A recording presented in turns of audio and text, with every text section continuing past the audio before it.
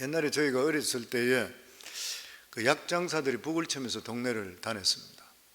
동동 구르마도 얼굴 바르는 것도 팔았지만 약을 팔았던 거예요. 근데 사람들이 모이게 되면 항상 자기들 하는 이야기가 만병통치약이라고 그래요. 자기들이 파는 그 약은 좀 만병통치약이라. 자기들이 뭐 적당히 만드는 약인데 항상 만병통치약이래요. 그래서 이 약을 먹으면 무슨 병이 낫는다 그래요. 거짓말이죠. 이 세상에 만병통치약이 어디 있어요? 없는 것입니다. 근데 놀라운 일이 2000년 전에 일어났는데 그것은 뭐냐면 바로 예수 그리스도께서 이 땅에 오셨다는 것이에요. 예수님이 전파되는 곳들마다 놀라운 일들이 벌어졌습니다. 병에 걸려 고통받는 자들이 병의 치유 역사가 임했고, 귀신 들려 고통받는 그러한 자들이 고침을 받았습니다. 술 마시고 부인과 아이들 두드려 패는 이러한 사람들도 예수 믿고 나니까 이런 정세가 없어져요. 예전에 제가 기억하기에 그 청소년 우리 유스 리트릿 갔다 왔는 아이 중에 간증했던 걸 기억나는데, 이 아이가 그런 이야기를 했는 게 기억나는 것 같아요. 자기 집에 아버지가 술을 먹으면은 어머니와 아이들을 불러놓고 두드려 팬대, 그냥 행패를 항상 부렸대요. 근데 어느 날 은혜 받고 나서 자기 아버지가 신학교 가려고 한다고 그래요. 신학교 가면 안 되는데 아직 나중에 가야 되겠지만 어쨌든 이 사람이 그렇게 변했다 그런 것 같아요. 복음이 강하게 전거되면 가정이 변하게 되겠습니다. 병든 가정이 치유되어 있고, 그리고 병든 사회가 치유되고 새로운 세상이 시작되는 것이에요. 보면 이것이 바로 예수 그리스도가 전파될 때 일어나는 그러한 현상인 것입니다. 그래서 이런 변화를 경험하거나 혹은 주위에서 이러한 이 변화된 모습들을 지켜본 사람들이 질문하는 말이 뭐냐면은, 대간절 예수가 누구기에 저 사람이 저렇게 됐나? 대간절 저 가정이 예수를 믿더니만 대간절 예수가 누구기에 어떻게 저렇게 바뀔 수가 있나? 저 사람 진짜 사람 맞나? 옛날 사람. 이렇게 이야기하는 것이에요. 보면 복음이라 하는 것은 하나님의 아들 예수 그리스도를 믿어 구원을 얻는다는 것입니다. 아주 심플한 것이죠. 그러나 이렇게 복음을 받아들인 사람은 나타나는 것이 뭐냐면 예수에 대해 더 알고 싶은 마음이 생기는 거예요. 누가라는 사람이 누가복음을 지었습니다.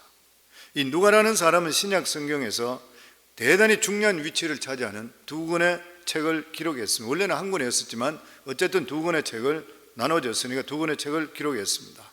하나는 예수님 생애에 대한 그런 기록이고, 다른 하나는 교회 초창기 초대교회에 대한 역사에 대한 기록입니다.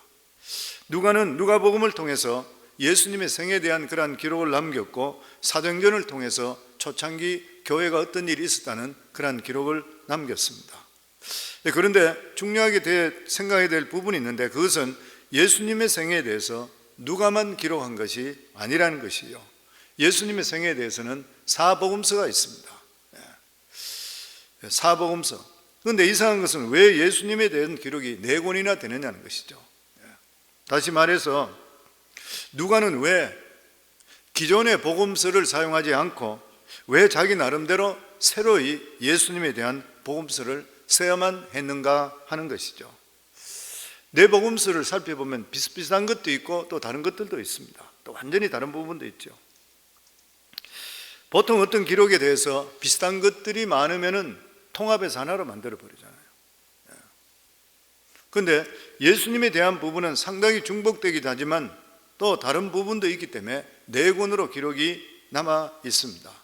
그런데 그것에 대한 가장 설득력 있는 게, 왜 이렇게 4권이 됐냐? 설득력이 있는 것은 지역에 따라서 다른 복음서가 읽혀졌다는 거예요. 지역적으로. 옛날에는 지금처럼 이러한 복음서가 없었잖아요. 하나로 만들어진 이러한 복음서가 없었습니다. 한 권의 책이 없었던 것이죠. 그러니까 복음에 대해서 단편들이 있습니다. 단편들이. 지역들마다 자기가 접했던 예수 그리스도에 대한 기록이 읽혀졌고, 이것이 나중에 합쳐졌던 거예요. 누가는 우리가 알고 있듯이 헬라인이라 그렇게 알려져 있습니다. 복음이 헬라인 가운데서도 증거되었는데 헬라인 신자들이 많아지기 시작했던 거예요. 또 교회도 생기게 됐는데, 그래서 누가가 자기도 헬라인이니까 이 헬라인들이 예수를 잘 믿을 수 있도록 한 권의 완전한 복음서가 필요하다, 이렇게 생각이 들었던 것이에요. 초창기에 복음을 전가하는 사람들은 자기들이 누구든지 최선을 다해서 복음서를 완성하려고 했습니다. 요한을 보더라도 그렇고 마태를 봐도 그렇고 마가를 봐도 그렇고 다 최선을 다했던 것이에요. 그래서 누가복음은 헬라인을 위해서 누가가 기록한 복음서라 이렇게 생각하면 되는 것이에요. 이것을 보면서 우리가 아는 일이 뭐냐면 하나님이 하신 일은 진짜 놀라운 일인 것이라. 성령께서 누가라는 사람의 마음을 감동시켜서, 의사니까 얼마나 섬세하고 정확하겠어요. 보면 이런 사람을 감동시켜서 헬라인들의 믿음이 유대인의 믿음이나 다른 사람의 믿음에 전혀 부족함이 없도록 완전한 그러한 복음서를 준비하게 했던 것이에요. 그런데 이 누가복음 앞쪽에 보면은 이 복음서를 쓴 것은 예수님의 전기를 쓴 것이 아니라 그랬습니다. 누가복음 1장 1절에 처음에 나오는 말이 뭐냐면 우리 중에 일어난 사실에 대해서 그렇게 되어 있어요.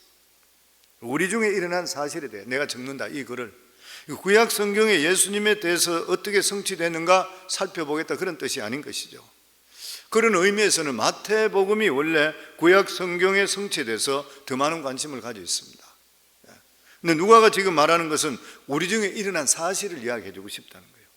예수님의 오심을 통해 이 세상이 어떻게 변화됐는지, 그리고 예수님이 오신 것이 얼마나 하나님이 주시는 하나님의 축복인지에 대해서 기록하고 싶다는 것이에요. 예수님이 이 세상에 오심으로 우리 인간에게 어떤 변화가 일어나며 얼마나 놀라운 하나님의 축복을 경험하게 우리가 실제로 됐는지를 너에게 설명해 주고 싶다. 예수님을 만나서 그를 믿는 사람들은 모두 죄의 세력에서 해방되었고 또 능력 있는 새로운 삶을 되었는 것인데, 한두 사람이 아니라 수많은 사람들이 예수를 믿고 이런 모습들로 나타나게 되었다. 그렇기 때문에 이 기쁜 소식들을 너에게 전가하려 한다. 누가는 자신의 누가복음을 보면은 지역적으로 구분해서 편집했습니다. 처음에는 그 배경이 성전으로부터 시작이 됩니다. 성전에서 이 침례 요한의 아버지 사가랴는 기쁜 소식을 전하는 천사와 만납니다. 그리고 아기 예수는 성전에 올라가서 할례를 받게 됩니다. 그 다음 배경은 유다 광야지요. 광야에서 침례 요한에게 침례를 받고 또 예수님은 마귀의 시험을 받습니다. 그 다음 배경이 갈릴리로 옮겨지게 되었죠. 예수님은 갈릴리 지역에서 많은 기적을 행하시고 말씀을 가르쳤습니다. 그 다음은 갈릴리에서 예루살렘에 올라오는 여행에서 일어난 일들을 기록했습니다. 그리고 예루살렘에서 고난받으시고 십자가 위에 죽으셨다가 부활하시는 그런 내용으로 누가복음이 되어 있습니다. 그런데 마태가 예수님을 대한 이야기를 할 때 시간적 주제로 기록했다면 누가는 시간적이면서 지역적으로 이야기가 나눠져 있습니다. 그리고 요한복음은 예수님의 큰 기적을 중심으로 많은 사람의 가르침을 기록한 것이 특징인 것이죠. 인류 역사는 새로운 생명의 탄생의 기록이라 그렇게 이야기할 수 있죠. 사람들이 계속 탄생해야 되는 것이죠. 그리고 이렇게 태어난 아이들 중에서 평범하게 살기도 했고 또 어떤 이들은 역사의 이름을 남기기도 했습니다. 그런데 그 모든 탄생 중에 그리스도의 탄생만큼 더 위대한 일은 없는 것이에요. 왜냐하면 예수 그리스도의 탄생은 일반 사람의 탄생이 아니라 신성을 가진 하나님의 아들이 인간의 몸을 입고 이 세상에 오셨기 때문인 것이에요. 하나님의 아들이 사람이 되어 이 세상에 오셨다면 아무도 믿으려고 하지를 않을 것이에요. 그래서 성경은 이 증거는 사실 이러한 사실들을 다른 것으로 말로해가 통하지 않게 되잖아요. 그래서 성경이 두 가지 방식으로 하나님의 아들이 사람으로 올 수 있다는 가능성을 보여줬습니다. 그 첫째가 뭐냐면은 바로 천사가 사람의 모습으로 나타나는 것이에요. 실제로 구약 성경에 보면 종종 천사가 사람의 모습으로 나타납니다. 또 구약 성경에는 임신이 불가능한 그러한 여인이 임신을 해서 아이를 낳는 그러한 경우가 있어요. 물론 불가능이라는 것은 인간의 생각이 불가능하지 하나님 안에서는 불가능이 없는 것이죠. 성경이 증거하고 있는 것은 뭐냐면은 하나님 불가능이 없다는 것이에요. 그래서 성경에는 보면 도저히 상식적으로 불가능했고 불임이 없던 그러한 여인들이 임신을 하는 그러한 기록들이 있습니다. 우리가 이삭의 관계도 마찬가지였던 것이죠. 그래서 이삭이 예수님의 예표라 그런 말까지 하는 것이죠. 그러니까 더 불가능한 일도 가능할 수 있다는 것을 보여주시는 것이죠. 그것이 바로 마리아가 동정녀 그리스도 임신하는 것을 보여주시기 위해서인 것이에요. 그래서 오늘 본문의 말씀은 예수님이 태어나신 지 8일 만에 할례를 받고 그 율법에 정한 대로 제사 드리기 위해 성전에 올라가는 것입니다. 그러니까 성전이 주인을 기다리고 있었는 것이죠. 그 주인이 아기의 몸으로 부모의 품에 엉켜서 성전에 올라갔습니다. 그런데 이 아기를 알아보는 두 사람의 선지자가 있었는데 아주 늙은 두 선지자 시몬과 그리고 안나였습니다.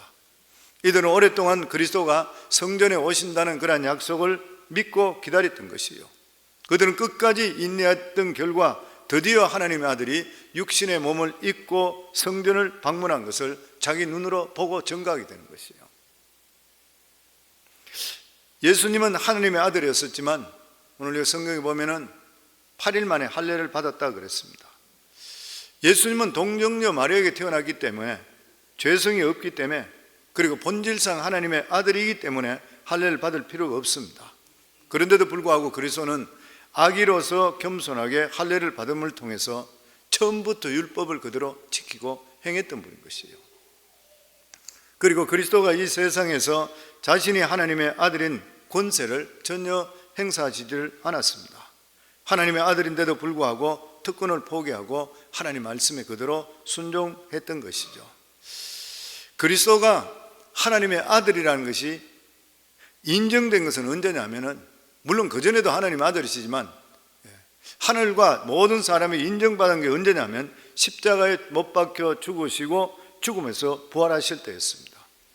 물론 예수님은 부활하기 전까지 전혀 부족함이 없었습니다. 예수님은 모든 인간이 가지고 있는 혈기나 이런 본성, 부패된 본성이 없었습니다. 그럼에도 불구하고 예수님은 아들의 특권을 사용하지 않았던 것이에요. 그리고 예수 그리스도께서 부활하심을 통해 이 자신만이 아니라 모든 믿는 사람들이 하나님의 자녀되게 했습니다. 그리고 그리스도가 할례를 받은 이유는 우리 죄인과 똑같이 되심으로 우리 죄를 구원하시기 위해서인 것이에요. 예수님이 공생애를 시작하실 때도 마찬가지입니다. 똑같이 인간으로 오셨기 때문에 인간이 받아야 될 똑같은 시험을 당하는 거잖아요. 그 예수님은 우리 인간으로 확실히 오셨다. 그러니까 우리를 구원해 주셔야 될 구세주는 죄가 없으시면서 인간이어야 되는 거예요. 이걸 확실하게 보여줄 수 있어야 돼요. 그러니까 인간으로 오셨으면 인간으로 당할 것을 같이 당하는 것이에요.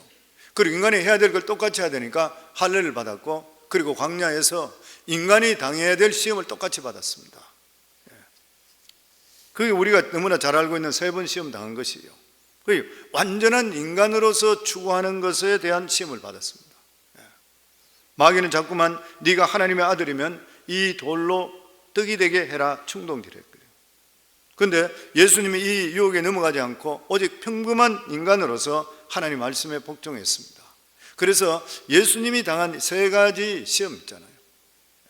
인간이 이 세상에 살아가면서 유혹받는 3가지를 예수님이 그대로 통과하게 만드는 거예요. 왜냐하면 사람의 몸으로 오셨기 때문에 그래요. 오늘날 우리 사탄이 주는 거 똑같아요. 첫 번째가 뭐예요? 네가 아들이라면 이 돌들도 떡이 되게 하라. 40일 죄로 금식했을 때 첫 번째 시험이에요. 이 첫 번째 시험은 배고플 때 먹고 사는 것이에요. 우리 인간 삶 속에 생활 속에 주는 그런 시험입니다. 예수 믿는다고 밥 먹이 주냐? 예수님께서는 하나님 입에서 나오는 말씀은 내가 살 것이라 그러면서 이스라엘의 매출하기 맞나? 그리고 너희는 목숨을 위해 무엇을 입을까, 무엇을 먹을까, 무엇을 마실까 염려하지 말라. 공중에 나는 새를 보라. 이 모든 것이 천부께 기르시나니 너는 이것보다 귀하지 아니하냐. 이 믿음이 적은 자들아 너희는 그의 나라와 그의를 먼저 구하라. 우리 삶 속에 끊임없이 당하는 시험입니다. 우리가 살아가는 삶 속에 계속적으로 당하는 게 뭐예요? 먹고 사는 게 문제잖아요. 저희들에게 어떻게 살까? 어떻게 돈을 벌까? 어떻게 생활할까? 내 자식은 어떻게 키울까? 뭐 어떻게 계속 그거죠. 첫 번째 시험이에요. 그런데 예수님께서는 우리가 그의 나라와 그의를 먼저 구하면 하나님께 이 모든 것을 우리에게 반드시 준다. 그래서 하나님께서 첫 번째 시험을 보면 예수님께서 하나님 위에서 나오는 말씀으로 우리가 살지 우리가 눈에 보이는 거 사는 거 아니다. 그리고 통과되는 거예요. 그리고 두 번째가 성령 꼭대기에 세우고 나서 네가 하나님의 아들이거든 뛰어내리라. 천사가 너를 지켜주리라. 반드시 너에게 기적이 일어나리라. 정신적인 시험이라 그래 이야기하죠. 그런데 한편으로 이야기할 때는 이것은 종교적인 시험이 될 수도 있다고 하는 것이에요. 우리가 예수 믿는데 기적이 반드시 일어나야 되는데 기적이 안 일어날 때 많이 있잖아요. 그러니까 예수 믿는다 그러면 반드시 기적이 일어나야 된다. 네가 뛰어내려 봐라. 하나님께서 반드시 너에게 기적을 일으켜 줄 것이라. 그랬을 때 예수님께서 뭐라 그랬습니까? 주 너희 하나님을 시험하지 말라. 우리가 하나님 말씀을 믿는데 기적이 일어날 수도 있고 기적이 일어나지 않을 수도 있는 것이에요. 그러니까 성경에 보면 사드락과 메삭과 아벳느고 나올 때에 우리 하나님이 우리를 격렬히 타는 풀무불에서 우리를 능히 건져내시겠지만 그리 아니할지라도 금신장에 절하지 않겠다는 것이에요. 우리가 믿는 것은 기적을, 물론 우리 삶 속에 하나님의 기적을 기대하지만 그리 아니할지라도 우리가 하나님 믿음 속에서 흔들리지 않는 믿음을 가질 수가 있어야 되는 것이죠. 그런 것들입니다. 왜 내 삶 속에 하나님의 기적이 일어나지 않느냐? 그러면 어떤 사람은 기도했는데 병 걸린 사람인데 신실한 사람인데 병 걸리다 죽는 것 같으면 그 사람의 기적이 안 일어나서 그 사람은 신실하지 않았는가요? 아니잖아요. 그보다 훨씬 더 큰 걸 하나님께서 우리 속에 요구하고 있는 것이에요 보면. 그런데 사탄이 우리에게 시험할 때는 그것을 사탄이 시험하는 거예요. 왜 너에게 이런 일이 일어나지 않느냐 그런 거예요. 그리 아니할지라도 나는 하나님에 대한 믿음의 신뢰가 변하지 않는다. 우리 믿음, 이 믿음을 가질 수가 있어야 되는 것이죠. 그리고 마지막 시험이 천하만국의 영광을 보여주며 사탄에게 경배하며 이 모든 것을 다 주겠다고 했는 것이요. 영적인 시험이죠. 너희 야망과 장래 지위를 이루어주겠다. 그러면서 사탄이 말하기를 이 모든 것을 내가 받은 것이기 때문에 나에게 준 것이기 때문에 내가 너에게 줄 수 있다. 아담과 하와가 범죄함을 통해서 하나님께서 아담과 하와에게 주셨던 천하만국의 모든 영광을 사탄이 주인 되기 때문에 사탄에게 주인한테 빼앗겨 버리는 거예요. 그러니까 사탄이 자기가 가지고 있으니까 내가 너한테 줄 수 있다는 것이에요. 그랬을 때 예수님께 사탄아 물러가라 기록되었으되 주 너희 하나님께 경배하고 다만 그만 섬기라 했다. 어떤 나에게 명예가 주어지고 어떤 야망이 어떤 것이 나에게 주어진다 하더라도 하나님보다 더 귀한 것은 없다는 것이에요. 왜냐하면 사람 속에는 뒤에 감춰진 욕망들이 다 있습니다. 세상 영광을 갖기 위해서 하지 말아야 될 것은 하지 말아야 되는 것이에요. 우리 교회 예전에 우리 지금 교회에 한 어느 정도 얼마 정도 와 한 1년 계셨나? 있다가 이제 한국에 가셔서 다시 이제 정계로 복귀했는 우리 집사님 한 분 계시잖아요. 요즘 신문에 자주 나시더라고요. 근데 저는 그걸 보면서 이제 바라는 것이 뭐냐면 그래도 저희 교회 1년 동안 계속적으로 신앙생활하고 참 신실하게 특별 새벽 기도 나와서 참 기도하는 그 모습을 보고 어떤 참 하나님의 특별한 터치가 저는 있었다 이렇게 생각을 하고 있습니다. 그래서 한국에 정치를 하고 이러더라도 이게 어떤 굶어 술 수가 얼마나 많은 것이에요. 세상에 어떤 자기가 권력을 하기 위해서 하지 말아야 될 것은 하지 말아야 되거든요. 정도로 가야 되는데 저는 그래서 정도로 가면서 바른 거를 해서 어떤 남은 생애가 한국에 참 크게 이바지 될 수 있는 그런 삶이 됐으면 참 좋겠다. 그런 마음으로 제가 기도를 드립니다. 우리 교회 1년 동안 교인이었기 때문에. 그런데 이 사탄은 끊임없이 우리들에게 자기 야망이나 욕망이 마치 그것이 하나님께 영광 돌리는 것인 양 우리들을 컨빈스 시키는 경우가 생기거든요. 그런데 우리 삶 속에 내가 나타나는 것이 아니라 하나님이 나타나야 되지 우리는 절대 나타나서는 안 되는 일이잖아요. 그런데 이러한 유혹들을 예수님께서 공생이 시작하기 전에 똑같은 몸을 입고 있으면 인간으로서 받아야 될 모든 시험을 다 통과했습니다. 그리고 공생가 시작됐던 것이에요. 그래서 이러한 유혹들을 보면서 사도 요한은 이게 모든 것들이 세상 것들이라. 요한일서 2장 15절에서 16절에 보면 이 세상이나 세상에 있는 것들을 사랑치 말라. 누구든지 세상을 사랑하면 하나님의 사랑이 그 속에 있지 아니하니 이는 세상에 있는 모든 것이 육신의 정욕과 안목의 정욕, 육신의 정욕, 물질적인 시험이죠. 안목의 정욕, 정신적인 시험이고 이생의 자랑, 영적인 시험입니다.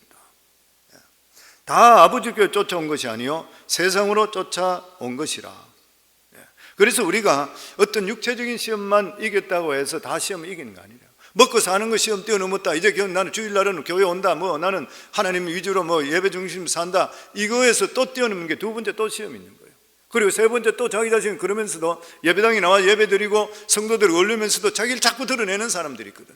이런 것들 다 통과돼야 되는 것이에요 보면 사람들이. 그래서 아기 예수가 부모의 품에 안겨서 성전에 갔더니만 성전에는 시몬이라는 의로운 사람이 있었습니다. 아마 나이가 굉장히 많았던 그런 사람인 것 같아요. 그런데 성령께서 그에게 그리스도가 오실 때까지 살아 있어야 된다 말씀했다 그래요. 성령이 역사하는 그런 사람이죠. 하나님은 이 나이 많은 늙은 사람에게 마지막 사명을 주신 것이 뭐냐면 성전에 기다리고 있다가 아기로 오시는 하나님의 아들로 영접하는 것이에요. 이 사람의 사명이 뭐냐면은 하나님의 아들이 성전까지 오는 것을 보고 하는 것이 자기 사명이라. 그래서 시몬은 성전에 끝까지 참고 기다리다가 드디어 하나님의 아들을 보는 것이에요. 하나님의 일이 막 이것도 하고 저것도 하는 것이 아니라 사람마다 다 틀리는 것이죠. 그리고 두 번째 사람이 오늘 읽은 안나입니다. 우리 36절에서 38절 한번 같이 읽겠습니다. 또 아셀 지파 비누엘의 딸 안나라 하는 선지자가 있어 나이가 매우 많았더라. 그가 결혼한 후 7해 동안 남편과 함께 살다가 과부가 되고 84세가 되었더라. 이 사람이 성전을 떠나지 아니하고 주야로 금식하며 기도함으로 섬기더니 마침 이때 나와서 하나님께 감사하고 예루살렘의 속량을 바라는 모든 사람에게 대하여 말하니라. 본문에 놀라운 것이 뭐냐면 아셀 지파 비누엘의 딸 안나라. 아셀 지파 여자가 성전에 있었대요. 아셀 지파는 북이스라엘 쪽에 있는데 유다보다 300년 전에 망했습니다. 이 이스라엘 지파 중에 지파다운 지파라고 그러면 유다 지파와 그리고 베냐민 지파 그리고 레위 지파밖에 없었던 거예요. 근데 놀랍게도 아셀 지파의 딸이 살아남아서 성전을 지키고 있다. 그래서 사람들이 주경학자들이 이야기할 때 이 아셀 지파 딸이라는 것은 쫓겨났던 이스라엘 사람들을 대표하는 사람이라. 대표하는 사람이라. 어떻게 유다 땅에 오게 된지 모르지만 유대인이 아닌 자로서 가장 먼저 성전에 와서 예수님을 기다리며 기도하게 했다는 것이요. 안나는 남편과 7년 살았고 과부가 되고 84살이 되었다 그랬습니다. 그리고 그가 성전에 오게 된 후 다시는 성전을 떠나지 않고 오로지 기도하며 금식하며 기다렸던 것이요. 안나는 굶어 죽지 않을 정도로 먹으면서 아직 돌아오지 못한 이스라엘 지파를 대표해서 기도하는 그러한 사명을 다했습니다. 그러다가 드디어 주를 만났고 다른 사람들에게 이분이 바로 예수 그리스도를 구속할 분이라 소개를 했습니다. 그래서 이 시몬이든지 안나는 아침에 오기 전에 하나님 나라의 새벽별과 같다. 새벽별과 같다. 그리스도 오기 전에 이 세상이 어두울 때 힘을 다해서 기도로 믿음을 지켰던 두 새벽별과 같은 사람이라. 저는 이게 우리 성도들도 우리 삶도 이런 삶을 살아야 된다 그렇게 생각을 합니다. 그리고 39절 마지막 절에 보면은 주의 율법을 따라 모든 일을 마치고 갈릴리로 돌아가 본 동네 나사렛에 이르니라. 누가는 할 수 있는 대로 그리스도의 탄생에 대한 정치적인 그러한 설명을 피하고 있습니다. 마태는 예수님이 태어났을 때 헤롯이 군대를 보내서 베들레헴에 2살 이하의 어린 남자아이들을 다 죽인 것 이런 거 말하지 않았던 것이에요. 그 대신에 그는 성전에서 율법에 따라 여러 가지 의식을 행한 것과 그 일로에 나타난 선지자의 예언을 소개하고 있습니다. 무슨 말이에요? 예수 그리스도가 성전에 오심을 통해 성전이 회복되는 거예요. 회복에 대해 이야기하고 있습니다. 하나님께 바른 제사를 드리게 될 때에 나타나는 살아있는 하나님의 말씀이 바른 제사가 드리게 될 때 살아있는 하나님의 말씀이 나타나게 되는 역사가 나타나게 되어 있다고 하는 것이에요. 오늘 성경이 말하고 있는 것은 우리를 율법의 저주에서 해방시키기 위해서 그리스도가 율법의 첫 번째로 철저하게 지킨 것을 보여줍니다. 하나님의 율법은 절대 나쁜 것이 아닌 것이죠. 단지 우리 인간의 마음이 악하기 때문에 율법을 지킬 수 없으니까 그것을 정죄하는 경우가 많습니다. 그런데 그리스도는 율법을 그냥 기계적으로 지킨 것이 아니라 이것을 더욱더 지키면 지킬수록 하나님의 더 풍성함이 우리 속에 임한다는 것이에요. 그래서 어떤 목회자들은 보면 구약 성경은 잘 설교도 안 하고 안 가르치는 분도 있어요. 저는 많이 잘못됐다 생각됩니다. 신약과 구약과 모든 것들이 다 예수 그리스도를 증거하고 있기 때문인 것이에요. 뿐만 아니라 영적으로 깜깜한 이때에도 그리스도의 오실 약속을 붙들고 끝까지 성전을 지키지 않는 사람들이 있는 거예요. 그래서 성도님들 성전을 항상 끝까지 지키기 바랍니다.